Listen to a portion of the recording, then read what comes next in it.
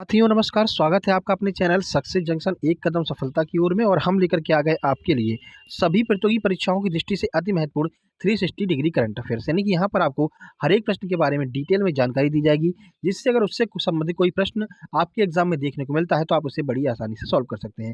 साथ ही साथ में इस क्लास को कुछ इस तरह से डिजाइन किया गया है कि एक ही वीडियो में आपको बहुत सारी जानकारी, अलग अलग क्षेत्रों की जानकारी आपको मिल सके। आइए देखते हैं कि आज के सेशन में क्या क्या होने वाला है। देखिए, तो टुडे सेशन की अगर हम बात करें तो सबसे पहले यस्टरडे का रिवीजन कराया जाएगा, यानी कल हमने जो करंट अफेयर आपको कराई है उसमें से रैंडमली 3 प्रश्न आपसे पूछे जाएंगे और आपको अपने आप को ये चेक करना है कि कल वाली करंट अफेयर आपको याद है या फिर नहीं याद है। उसके बाद टुडे करंट अफेयर, यानी आज की करंट अफेयर के महत्वपूर्ण प्रश्नों के बारे में आपको डिटेल में जानकारी दी जाएगी। उसके बाद में एमपी करंट अफेयर, यानी मध्य प्रदेश करंट अफेयर के जितने भी महत्वपूर्ण प्रश्न बन रहे होंगे उनके बारे में आपको डिटेल में जानकारी दी जाएगी। उसके बाद में स्टैटिक जीके, देखिए सभी प्रतियोगी परीक्षाओं की दृष्टि से स्टैटिक जीके बहुत ज़्यादा महत्वपूर्ण होती है, तो स्टैटिक जीके के महत्वपूर्ण प्रश्नों के बारे में आपको जानकारी दी जाएगी। उसके बाद में रीसेंट एग्जाम क्वेश्चन, यानी कि अभी हाल ही में जैसे कि SSC CGL, UP triple SC PET, NTPC railway की भी आंसर की आ गई है, तो इन परीक्षाओं में किस तरह के प्रश्न पूछे गए थे उन प्रश्नों को हम आपको दिखाने वाले हैं। बिल्कुल पेपर से स्क्रीनशॉट लेकर के हम आपके लिए लेकर के आए हैं, तो ऐसे प्रश्नों के बारे में भी आपको जानकारी दी जाएगी, जिससे आपको ये भी पता चल सके कि एग्जाम में किस लेवल के प्रश्न आपके एग्जाम में अब पूछे जा रहे हैं। उसके बाद होमवर्क विद स्क्रीनशॉट, यानी कि यहाँ पर हम डेली आपसे एक सिंपल सा प्रश्न पूछते हैं, उसका जवाब जो लोग भी देते हैं उनका नाम स्क्रीनशॉट के साथ में वीडियो के अंत में दिखाया जाता है। उसके बाद टुडे होमवर्क, यानी आज भी हम आपसे एक सिंपल सा प्रश्न पूछेंगे जिसका जवाब देने पर कल वाली वीडियो में आपका नाम भी लिया जाएगा। तो चलिए शुरुआत करते हैं। सबसे पहले हम रिवीजन कर लेते हैं। तो चलिए देखते हैं रिवीजन का पहला प्रश्न। हाल ही में आदिवासियों का वांचुआ महोत्सव 2021 किस राज्य में मनाया गया है? केरल, असम, तमिलनाडु, मध्य प्रदेश। आंसर की बात करें, सही आंसर है बी, यानी कि असम राज्य में जो है वांचुआ महोत्सव मनाया गया है। आगे बढ़ते हैं, अगला प्रश्न देखते हैं। टोक्यो पैरालंपिक में भारत के नए ध्वजवाहक के रूप में किसे चुना गया है? मरियप्पन थंगावेलु, एमसी मैरी कॉम, योगेश्वर दत्त या फिर टेकचंद। आइए आंसर देखते हैं, सही आंसर डी, यानी कि टेकचंद जो है वो अब यहाँ पर मरियप्पन थंगावेलु की जगह पैरालंपिक में ध्वजवाहक होंगे भारत की तरफ से। अगला प्रश्न देखते हैं। तो अफगानिस्तान से अपने नागरिकों को निकालने के लिए भारत द्वारा शुरू किए गए मिशन को क्या नाम दिया गया है? ऑपरेशन देवी शक्ति, ऑपरेशन शक्ति, मित्र शक्ति, इनमें से कोई नहीं। आंसर देख लेते हैं, सही आंसर है ए, यानी कि ऑपरेशन देवी शक्ति यहाँ पर नाम दिया गया है। तो ये कुछ महत्वपूर्ण प्रश्न थे कल के जिन्हें हमने आपको रिवीजन करा दिया। आइए शुरुआत करते हैं 28 अगस्त 2021 टुडे करंट अफेयर महत्वपूर्ण प्रश्नों के बारे में डिटेल में जानकारी। आइए देखते हैं पहला प्रश्न। तो भारत ने किस देश को उपहार में मेडिकल ऑक्सीजन प्लांट दिया है? बांग्लादेश, नेपाल, अफगानिस्तान या फिर चीन। आइए आंसर देख लेते हैं, सही आंसर है बी, यानी कि नेपाल को भारत ने उपहार स्वरूप एक ऑक्सीजन प्लांट दिया है। चलिए कुछ जानकारी आपको देते हैं। तो देखिए, भारत ने कोविड-19 महामारी से निपटने में हिमालय राष्ट्र के लिए नई दिल्ली की निरंतर प्रतियोगिता के हिस्से के रूप में नेपाल को एक चिकित्सा ऑक्सीजन प्लांट दान में दिया है। यानी कि भारत यहाँ पर लगातार प्रयास कर रहा है कि जितना भी पड़ोसी राज्य हैं, पड़ोसी देश हैं, उन सब की मदद की जा सके कोविड-19 से बचाने में। इसी के तहत नेपाल को जो है यहाँ पर मेडिकल ऑक्सीजन प्लांट दिया गया है। डीआरडीओ द्वारा विकसित मेडिकल ऑक्सीजन प्लांट एक साथ 200 रोगियों को सेवा करने में सक्षम है। तो ये मेडिकल ऑक्सीजन प्लांट किसके द्वारा बनाया गया? तो जो है यहाँ पर डीआरडीओ के द्वारा बनाया गया है। चलिए कुछ स्टैटिक जानकारी आपको दे देते हैं नेपाल से संबंधित। तो नेपाल की राजधानी काठमांडू है। राष्ट्रपति कौन है? तो विद्या देवी भंडारी जो नेपाल की राष्ट्रपति हैं। और एक प्रश्न आप याद रखिएगा, जो सार्क देशों का मुख्यालय है वो नेपाल की राजधानी काठमांडू में ही स्थित है। और एक प्रश्न बार बार पूछा जाता है कि सार्क देशों की सूची में नवीनतम देश कौन सा है? तो याद रखिएगा, अफगानिस्तान जो है वो सार्क देशों की सूची में नवीनतम देश जोड़ा गया है, अफगानिस्तान। आगे बढ़ते हैं, देखिए अगला प्रश्न है, मेरा काम मेरा मान योजना किस राज्य सरकार के द्वारा शुरू की गई है? दिल्ली, बिहार, पंजाब या फिर उत्तराखंड। आइए आंसर देखते हैं, सही आंसर है सी, यानी कि पंजाब राज्य सरकार के द्वारा मेरा काम मेरा मान योजना शुरू की गई है। तो देखिए, पंजाब राज्य सरकार ने 27 अगस्त 2021 को एक नई योजना मेरा काम मेरा मान की शुरुआत की है। यह राज्य में बेरोजगार युवाओं को अपने कौशल को सुधारने और नौकरी पाने की संभावनाओं को बढ़ाने में मदद करेगा। ठीक है, तो किस तरह से अपने कौशल, अपने स्किल को डेवलपमेंट कर सकते हैं और नौकरी प्राप्त कर सकते हैं युवा, उनके लिए ये योजना शुरू की गई है। यह योजना प्रशिक्षण पाठ्यक्रम की शुरुआत से 12 महीने की अवधि के लिए प्रति माह 2500 रुपये का रोजगार सहायता प्रदान करेगी। यानी कि एक साल के लिए 2500 रुपये का रोजगार भत्ता भी प्रदान किया जाएगा जो लोग यहाँ पर सीखने के लिए आएंगे। चलिए कुछ आपको स्टैटिक जानकारी देते हैं पंजाब के बारे में। तो पंजाब की राजधानी चंडीगढ़ है, सीएम अमरिंदर सिंह है पंजाब के, आपको पता ही होगा, और जलियांवाला बाग अमृतसर पंजाब में ही है। स्वर्ण मंदिर ये भी आपका पंजाब राज्य में ही स्थित है। साथ ही साथ में ऑपरेशन ब्लू स्टार का संबंध भी पंजाब राज्य से ही है, जो कि इंदिरा गांधी जी के द्वारा यहाँ पर स्वर्ण मंदिर पर चलाया गया था। ये भी आपको याद रखना है, पूछा जा चुका है एग्जाम में। आगे बढ़ते हैं, अगला प्रश्न देखते हैं। दिल्ली सरकार ने किस अभिनेता को अपना ब्रांड एम्बेसडर बनाया है? अमिताभ बच्चन, सोनू सूद, शाहरुख खान या फिर आमिर खान? आंसर की बात करें, सही आंसर है बी, यानी कि सोनू सूद को दिल्ली सरकार ने अपना ब्रांड एम्बेसडर बनाया है। कुछ जानकारी आपको देते हैं। तो देखिए, बॉलीवुड अभिनेता सोनू सूद को दिल्ली सरकार ने देश का मेंटर कार्यक्रम के लिए ब्रांड एम्बेसडर नियुक्त किया है। तो एक मेंटर्स कार्यक्रम यहाँ पर दिल्ली सरकार के द्वारा चलाया जा रहा है, उसका ब्रांड एम्बेसडर सोनू सूद को बनाया गया है। इस योजना के तहत छात्रों को अपना कैरियर विकल्प बनाने में मार्गदर्शन प्रदान किया जाएगा। तो मेंटर्स योजना का काम क्या है? तो जो भी छात्र जैसे कि 12th कर लिया, 12th के बाद किस क्षेत्र में जाना चाहते हैं, उनको मार्गदर्शन प्रदान किया जाएगा मेंटर्स कार्यक्रम के तहत। इस कार्यक्रम में एक या एक से अधिक दिल्ली सरकार के स्कूली छात्रों को गोद लिया जाएगा, जिन्हें अपने संबंधित क्षेत्रों में सफल नागरिकों के द्वारा सलाह दी जाएगी। यानी कि मान लीजिए कोई आईएएस बनना चाहता है, तो 12th के बाद में किस तरह से तैयारी करें, किस तरह से अब मार्गदर्शन दिया जाएगा, ये एक आईएएस के द्वारा जो है उसको मार्गदर्शन प्रदान किया जाएगा इस मेंटर्स योजना के तहत। ठीक है, चलिए कुछ स्टैटिक देखते हैं। तो दिल्ली के सीएम अरविंद केजरीवाल हैं, और एक प्रश्न बहुत बार बार पूछा जाता है कि सबसे अधिक जनघनत्व वाला केंद्र शासित प्रदेश कौन सा है? तो याद रखिएगा, जो दिल्ली है वो सबसे अधिक जनघनत्व वाला केंद्र शासित प्रदेश है। अगर राज्यों की बात करते हैं तो बिहार जो है सबसे ज़्यादा जनघनत्व वाला जो है राज्य है। ठीक है, आगे बढ़ते हैं, अगला प्रश्न देखते हैं। तो भारत के द्वारा किस देश को 40 जीवन रक्षक एम्बुलेंस प्रदान की गई हैं? जैसा कि आपको पता है, भारत कोविड-19 से ग्रसित जितने भी अपने पड़ोसी राज्य हैं उन सब की मदद करना चाहता है। तो उसी के तहत 40 एम्बुलेंस किसे प्रदान की गई हैं? भूटान, पाकिस्तान, बांग्लादेश या फिर मालदीव? आइए आंसर देखते हैं। सही आंसर सी, यानी कि बांग्लादेश को भारत के द्वारा यहाँ पर 40 जीवन रक्षक एम्बुलेंस दान में दी गई हैं। देखिए, तो भारत के द्वारा बांग्लादेश को प्रदान की गई 40 जीवन रक्षक एम्बुलेंस 26 अगस्त 2021 को बेनापोल भूमि बंदरगाह के माध्यम से प्राप्त की गई। ठीक है, तो बांग्लादेश के पास में भारत की तरफ से 40 जीवन रक्षक एम्बुलेंस पहुंच चुकी हैं। इन एम्बुलेंसों का उद्देश्य कोविड-19 महामारी से निपटने के लिए बांग्लादेश सरकार के व्यापक प्रयास का समर्थन करना और बांग्लादेश के लोगों के साथ साझेदारी करने के लिए भारत की निरंतरता और दीर्घकालिक प्रतिबद्धता को रेखांकित करना है। ठीक है, आइए कुछ स्टैटिक देख लेते हैं। तो बांग्लादेश की राजधानी है ढाका, मुद्रा है टका, और पीएम कौन है? तो शेख हसीना जो है वो वहाँ की पीएम है। और एक प्रश्न कई बार परीक्षाओं में पूछा गया कि 3 बीघा कॉरिडोर किन दो देशों के बीच में पड़ता है? तो भारत और बांग्लादेश के बीच में 3 बीघा कॉरिडोर पड़ता है, याद रखिएगा। आगे बढ़ते हैं, देखिए, फिट इंडिया मोबाइल ऐप किसके द्वारा लॉन्च किया जाएगा? निर्मला सीतारमण, अनुराग सिंह ठाकुर, जीतू पटवारी या फिर पीयूष गोयल? आइए आंसर देख लेते हैं। सही आंसर बी, यानी कि अनुराग सिंह ठाकुर के द्वारा फिट इंडिया ऐप जो है लॉन्च किया जाएगा। कुछ जानकारी आपको देते हैं। तो देखिए, युवा मामले और खेल मंत्री श्री अनुराग सिंह ठाकुर 29 अगस्त 2021 को fit India mobile application launch करेंगे। तो एक प्रश्न आपका यहाँ से और क्लियर हो गया, युवा मामले और खेल मंत्री कौन है? तो वो है श्री अनुराग सिंह ठाकुर। चलिए, ये जो ऐप है वो एंड्रॉयड और iOS दोनों प्लेटफॉर्म पर उपलब्ध होगा और बेसिक स्मार्टफोन में भी काम करेगा, यानी कि सभी स्मार्टफोन में ये ऐप जो है वो काम करेगा, फिट इंडिया ऐप जो है। ठीक है, भारत को एक फिट और स्वस्थ राष्ट्र बनाने की दृष्टि से 29 अगस्त 2019 को फिट इंडिया मूवमेंट की शुरुआत की गई है। कब की गई है? 29 अगस्त 2019 को शुरू की गई थी। ठीक है, अब देखिए 29 अगस्त को ही क्यों की गई? तो देखिए 29 अगस्त को राष्ट्रीय खेल दिवस मनाया जाता है मेजर ध्यानचंद्र की याद में। ठीक है, इसलिए जो है 29 अगस्त को ही इस मूवमेंट की शुरुआत की गई थी, और अब 29 अगस्त 2021 को एक ऐप भी लॉन्च किया जाएगा। ठीक है, आगे बढ़ते हैं, अगला प्रश्न देखते हैं। एक प्रश्न आपको याद होगा, राजीव गांधी खेल रत्न पुरस्कार का नाम बदल करके मेजर ध्यानचंद्र खेल रत्न पुरस्कार कर दिया गया है, ये आप जरूर याद रखिएगा। आगे बढ़ते हैं, किसानों के लिए राष्ट्रीय खाद्य एवं पोषण अभियान की शुरुआत किसके द्वारा की गई है? अरविंद केजरीवाल, नरेंद्र सिंह तोमर, राहुल गांधी या फिर राजनाथ सिंह? आइए आंसर देखते हैं।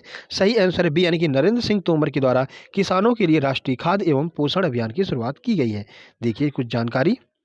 तो केंद्रीय कृषि मंत्री श्री नरेंद्र सिंह तोमर ने किसानों के लिए राष्ट्रीय खाद्य एवं पोषण अभियान की शुरुआत की है। तो एक प्रश्न आपका यहाँ से और क्लियर हो गया, केंद्रीय कृषि एवं खाद्य मंत्री कौन है? तो नरेंद्र सिंह तोमर हैं। इनकी कॉन्स्टिट्यूएंसी क्या है? तो मध्य प्रदेश के ग्वालियर से ये सांसद है।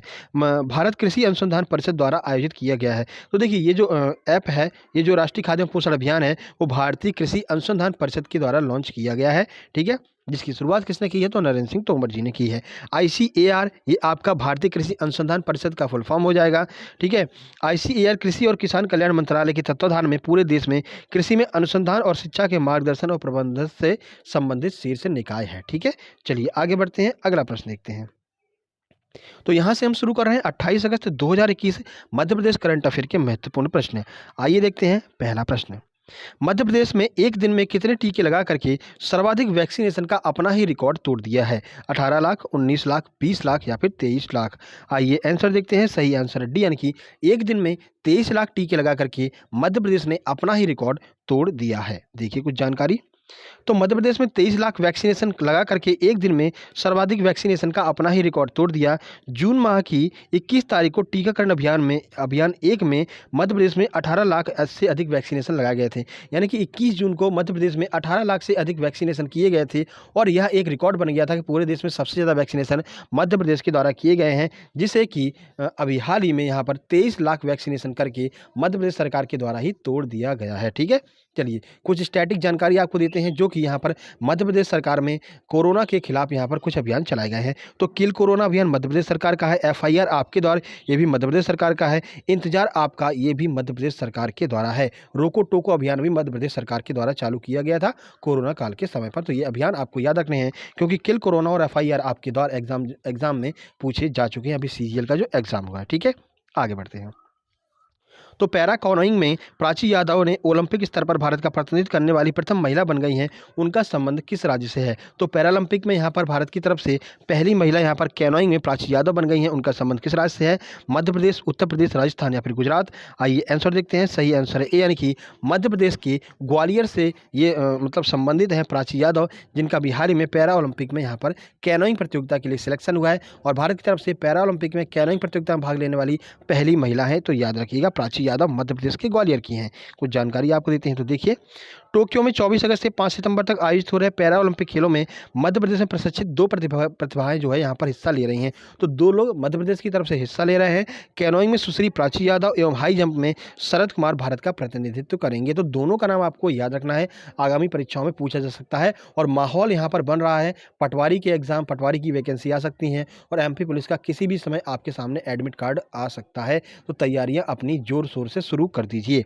टोक्यो पैरालंपिक में ध्वजवाहक में मरियप्पन थंगावेलु की जगह पर टेकचंद भाग लेंगे, ये हम आपको बता चुके हैं। मरियप्पन थंगावेलु कुछ ही समय पहले यहाँ पर किसी कोविड-19 से संक्रमित व्यक्ति के संपर्क में आ गए हैं। इस वजह से जो है उन्हें वापस देश लौटना पड़ा है और 6 दिन के बाद वो यहाँ पर जाएंगे। तब तक जो है ध्वजवाहक के रूप में टेकचंद को यहाँ पर जो है चुना गया है। आगे बढ़ते हैं। यहाँ से शुरू करते हैं स्टैटिक जीके की सुपर स्टम क्लास, ऐसे प्रश्न जो आपकी परीक्षाओं में लगातार पूछे जा रहे हैं। आइए देखते हैं पहला प्रश्न। गांधी जी को भूख हड़ताल की प्रेरणा किसकी जीवनी से प्राप्त हुई थी? किसकी जीवनी को पढ़ा था तब उन्हें भूख हड़ताल की प्रेरणा प्राप्त हुई थी? लियो टॉलस्टॉय, हिटलर, स्वामी विवेकानंद या फिर चाणक्य? UPSC का यह प्रश्न IAS के एग्जाम में पूछा जा चुका है। आइए आंसर देखते हैं। सही आंसर है ए, यानी कि लियो टॉलस्टॉय की जीवनी को पढ़ने के बाद में गांधी जी को भूख हड़ताल की प्रेरणा मिली थी। कुछ जानकारी आपको देते हैं। देखिए, तो गांधी जी को भूख हड़ताल की प्रेरणा लियो टॉलस्टॉय की जीवनी को पढ़ने के बाद मिली थी। बाद में उन्होंने अफ्रीका में 1910 में टॉलस्टॉय आश्रम की स्थापना भी की थी। तो ये भी आपको याद रखना है। अफ्रीका के डरबन से 23 मील की दूरी पर टॉलस्टॉय जो है आश्रम की स्थापना और फिनिक्स आश्रम की स्थापना भी अफ्रीका में किसके द्वारा की गई थी? तो महात्मा गांधी जी के द्वारा की गई थी। ये दोनों प्रश्न आपको याद रखने हैं। आगे बढ़ते हैं, अगला प्रश्न देखते हैं। तो गांधी जी और इरविन के बीच दिल्ली समझौता कब हुआ था? ये बहुत महत्वपूर्ण प्रश्न है और काफ़ी कंफ्यूजन वाला प्रश्न है। 8 अक्टूबर 1942, 7 सितंबर 1931, 1 दिसंबर 1931 या फिर 5 मार्च 1931? आइए आंसर देखते हैं। सही आंसर है डी, यानी कि 5 मार्च 1931 को गांधी जी और इरविन के बीच में दिल्ली समझौता हुआ था। सर, ये दिल्ली समझौता कब हुआ था? हमने तो कभी सुना ही नहीं है। तो मेरे भाई, जो गांधी इरविन समझौता है उसे ही दिल्ली समझौता कहा जाता है। तो महात्मा गांधी और लॉर्ड इरविन के बीच में 5 मार्च 1931 को गांधी इरविन समझौता हुआ, जिसे दिल्ली समझौता के नाम से भी जाना जाता है। ठीक है, तो ऐसे ही प्रश्न पूछ लिया गया था NTPC में कि दिल्ली समझौता किन दो नेताओं के बीच में हुआ था? तो याद रखिएगा, गांधी जी और इरविन के बीच में दिल्ली समझौता हुआ था। कंफ्यूज नहीं होना है, बात एक ही है। ठीक है, इस समझौते के उपरांत ही गांधी जी दूसरे गोलमेज सम्मेलन में ब्रिटेन गए थे, जो कि दूसरा गोलमेज सम्मेलन 7 सितंबर 1931 से प्रारंभ हो गया था और 1 दिसंबर 1931 तक चला था। ठीक है, आगे बढ़ते हैं, अगला प्रश्न देखते हैं। तो माउंट केटू की ऊंचाई कितनी है? 8000 मीटर, 8611 मीटर, 8800 मीटर या फिर इनमें से कोई नहीं। आइए आंसर देखते हैं। सही आंसर है बी, यानी कि माउंट केटू की ऊंचाई जो है वो 8611 मीटर है। तो माउंट केटू, जिसे गॉडविन ऑस्टिन भी कहते हैं, इसकी ऊंचाई 8611 मीटर है, यानी कि अगर फीट में बात करते हैं तो 28,251 फीट इसकी ऊंचाई है। प्रश्न परीक्षा में पूछा जा चुका है और मीटर में ना पूछ करके फीट में पूछा है, तो याद रखिएगा 28,251 फीट केटू गॉडविन ऑस्टिन की ऊंचाई है। ठीक है, यह पृथ्वी की दूसरी सबसे ऊंची चोटी है। तो आप बताइए पहली सबसे ऊंची चोटी कौन सी है? तो ये आपको कमेंट बॉक्स में कमेंट कर दीजिएगा कि विश्व की पहली सबसे ऊंची चोटी कौन सी है, सबसे ऊंची चोटी विश्व की कौन सी है, ये आपको कमेंट करना है। ठीक है, और ये जो केटू चोटी है वो काराकोरम रेंज के अंतर्गत आती है, इसीलिए इसे केटू कहा जाता है। ठीक है, तो काराकोरम रेंज के अंतर्गत आने वाली केटू गॉडविन ऑस्टिन पृथ्वी की दूसरी सबसे ऊंची चोटी है। आगे बढ़ते हैं, अगला प्रश्न देखते हैं। देखिए, तो यहाँ से हम शुरू कर रहे हैं। नया इनिशिएट यहाँ पर लॉन्च किया है RRB NTPC 2021, UP triple SC PET 2021 और एसएससी सीजीएल 2021 में आए हुए प्रश्न सीधे आपको स्क्रीनशॉट के साथ में हम आपको दिखाने वाले हैं। सभी प्रश्न परीक्षाओं में आए हुए हैं। तो आज हम यहाँ पर एनटीपीसी 2021 की बात करने वाले हैं, जो अभी हाल ही में जनवरी 2021 में एग्जाम हुआ था। आइए देखते हैं कुछ प्रश्न। तो देखिए, निम्नलिखित में से कौन सी पुस्तक विष्णु शर्मा द्वारा लिखी गई थी? अर्थशास्त्र, पंचतंत्र, इंडिका, राजतरंगिणी। तो सही आंसर है पंचतंत्र। पंचतंत्र किसके द्वारा लिखी गई थी? तो याद रखिएगा विष्णु शर्मा के द्वारा पंचतंत्र लिखी गई थी। अर्थशास्त्र चाणक्य के द्वारा लिखी गई थी। इंडिका मेगस्थनीज की है और जो राजतरंगिणी है वो कल्लड़ की है। ठीक है, तो राजतरंगिणी से हमें कश्मीर के इतिहास के बारे में जानकारी मिलती है। अर्थशास्त्र की आपको पता ही है, चाणक्य के द्वारा लिखी गई थी। ठीक है, चलिए आगे बढ़ते हैं और अगला प्रश्न देखते हैं। और चाणक्य को विष्णुगुप्त कहा जाता है, इसीलिए लोग कंफ्यूज हो गए थे कि विष्णुगुप्त और विष्णु शर्मा, और लोग यहाँ पर पहला ऑप्शन अर्थशास्त्र लगा करके आ गए थे। लेकिन याद रखिएगा विष्णुगुप्त चाणक्य का नाम है और विष्णु शर्मा पंचतंत्र के लेखक का नाम है, कंफ्यूज नहीं होना है। अगला प्रश्न है, भारत छोड़ो आंदोलन किस शहर से शुरू हुआ था? कराची, लाहौर, दिल्ली या फिर बम्बई। सही आंसर है बम्बई। बम्बई के ग्वालियर टैंक मैदान से भारत छोड़ो आंदोलन प्रारंभ हुआ था, गांधी जी के द्वारा शुरू किया गया था। बाद में गांधी जी को गिरफ्तार कर लिया गया था। कौन सा ऑपरेशन चलाया गया था अंग्रेज सरकार के द्वारा? ऑपरेशन जीरो आवर चलाया गया था। ठीक है, इसी आंदोलन में गांधी जी ने करो या मरो का नारा दिया था। उषा मेहता ने रेडियो के द्वारा इसका संचालन किया था। ये सारे प्रश्न आपके एग्जाम में बन सकते हैं। चलिए आगे बढ़ते हैं, अगला प्रश्न देखते हैं।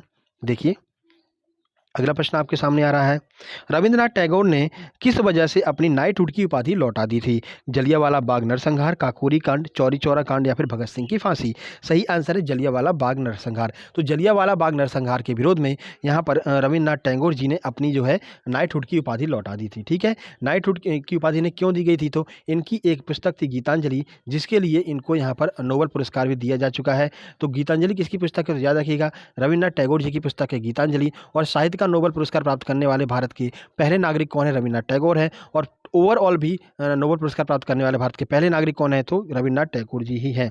काकोरी कांड कब हुआ था? 1925 9 अगस्त को हुआ था। ट्रेन को लूट लिया गया था। मुख्य अभियुक्त यहाँ पर जो है रामप्रसाद बिस्मिल को बनाया गया था, जिन्हें बाद में फांसी दे दी गई थी।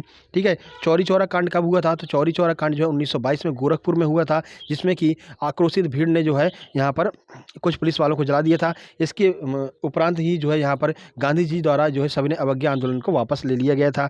उसके बाद में भगत सिंह की फांसी मार्च 1931 में हुई थी, जो कि यहाँ पर गांधी जी द्वारा नहीं रोकी गई थी। ठीक है, चलिए आगे बढ़ते हैं, अगला प्रश्न देखते हैं। तो अगला प्रश्न है, भारत में निम्नलिखित में से किसे स्थानीय स्वशासन का जनक माना जाता है? Lord Ripon, Lord Minto, Lord Mayo या फिर लॉर्ड कर्जन। सही आंसर लॉर्ड रिपन है। तो लॉर्ड रिपन को स्थायी स्वशासन का जनक माना जाता है। लॉर्ड मिंटो की बात करें तो लॉर्ड मिंटो, मार्ले मिंटो जो यहाँ पर सुधार आया था 1909 में, उसमें जो है लॉर्ड मिंटो का ही हाथ था। ठीक है, तो भारत में जो है यहाँ पर सांप्रदायिकता को बढ़ावा देने का काम लॉर्ड मिंटो के द्वारा किया गया था। लॉर्ड मेयो, भारत में पहली जनगणना जो है लॉर्ड मेयो के द्वारा शुरू की गई थी। लॉर्ड कर्जन जो है, तो जो आपका बंगाल विभाजन है वो लॉर्ड कर्जन से संबंधित है, 1905 वाला। ठीक है, आगे बढ़ते हैं।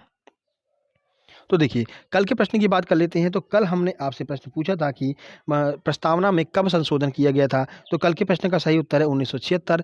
भारतीय संविधान की प्रस्तावना में 1976 में एक बार ही यहाँ पर संशोधन किया गया है। किस किसने सही आंसर दिया? राहुल मालवीय 1976, धर्मेंद्र सूर्या ने बिल्कुल बहुत अच्छी जानकारी दी है, 1976 में किया गया था।